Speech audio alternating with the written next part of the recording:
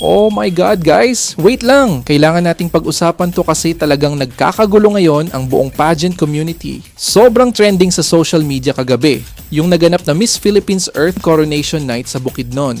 Bakit? Kasi nga, Shocker of the Year, wala doon ang reigning queen natin na si Miss Philippines Earth 2025, Joy Barcoma, as in, missing in action si Joy.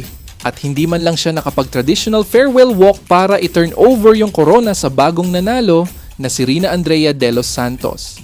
Anyari, bago pa man mag-start yung pageant, nag-drop na ng statement si Joy sa Facebook at Instagram niya na parang medyo may hugot ha. Sinabi niya na wala daw siyang final walk at may linyahan pa siya na support doesn't always come from every corner even within the spaces you represent. O diba, medyo may tsaa. Sinasabi ng marami na baka may hidwaan daw ba sa pagitan niya at ng Carousel Productions? Kasi ramdam ng mga fans na parang mag-isa lang niyang binuhat yung reign niya na siya mismo ang kumakatok sa mga pinto para lang ituloy ang advokasya niya. Kaya nung livestream kagabi, grabe yung spam sa comment section. Puro justice for Joy ang mababasa mo. Pero alam niyo kung ano ang pinaka-iconic na ginawa ni Joy? Kung iniwan man siya sa ere o kung ano man ang rason bakit wala siya sa Bukidnon, hindi nagpatalo ang ating Earth Queen.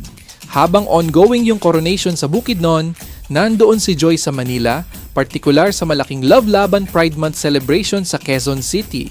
At doon mismo, suot ang kanyang Miss Philippines Earth sash. Rumampa ang lola nyo. Ginawa niya ang kanyang sariling farewell walk sa harap ng libo-libong tao sa Pride event. Grabe goosebumps! Parang sinabi niya na, kung ayaw niyo sa akin doon, dito ako sa komunidad na totoong nagmamahal at sumusuporta sa akin. Ang daming netizens ang humanga. Kasi imbes na magmukmok, dinala niya yung corona at advokasya niya kung saan mas pinapahalagahan siya. Sabi nga niya sa post niya, ang legacy naman daw ng isang reyna ay hindi nasusukat sa kung ilang hakbang ang gagawin mo sa isang marangyang stage, kundi sa footprints na iiwan mo sa puso ng mga tao. Iba ka talaga, Joy Barcoma, tunay na reyna para sa nakakarami. Kayo mga kapageant, anong reaksyon nyo rito sa naging pasabog ni Joy? Tingin nyo ba tama lang na sa Pride event na lang siya nag-farewell walk?